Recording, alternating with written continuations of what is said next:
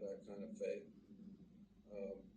I believe, I guess I believe in spirituality, but I don't believe in like an institutional faith. And I think that, hey, I got to keep talking.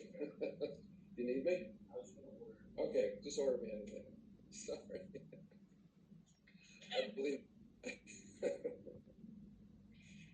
that's my son. I believe in food.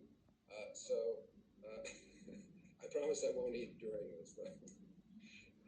So with Bronson, yes, he does kind of create his own hodgepodge Mormonism in the desert, but it's almost as if it's the ground beneath his feet. He would say, I envy people that have strong faith in many ways. I envy the idea of, of of really believing that there's a bedrock of not just morality, but a spiritual truth that exists always for me, no matter what happens, that exists outside of culture and things that are happening today.